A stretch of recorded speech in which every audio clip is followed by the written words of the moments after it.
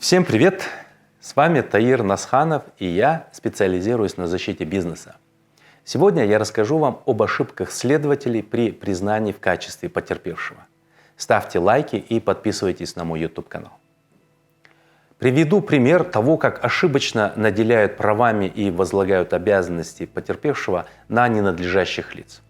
Допустим, с заявлением в правоохранительные органы обращается директор какого-нибудь ТО, где он просит привлечь к уголовной ответственности сотрудника, допустившего присвоение или растрату вверенного ему имущества ТО. Что делает следователь? Он признает этого директора в качестве потерпевшего. Правильно ли это с точки зрения закона и логики? Конечно же нет. В данном случае потерпевшим должна быть признана организация, потому что пострадал, образно выражаясь, не личный карман директора, а имущественный фонд организации. Исходя из законодательного ранее упомянутого определения, имущественный вред был непосредственно причинен ТО. Директор компании в таких случаях признается представителем этого потерпевшего юридического лица. Другой пример ошибочного признания процессуального статуса потерпевшего, когда учредитель считает, что деньги, находившиеся на банковских счетах компании и отнятые в результате мошеннических действий злоумышленника, принадлежат лично ему.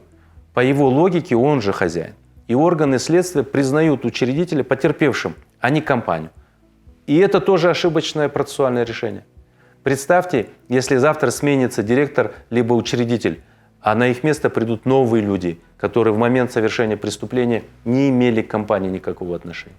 Это же не означает, что эти бывшие директор и учредитель могут оставить за собой права потерпевшего в уголовном деле. Таким образом, важно не запутаться в нормах уголовного и гражданского права и изначально четко определить потерпевшего в уголовном деле. С вами был адвокат Таир Насханов, и я специализируюсь на защите бизнеса.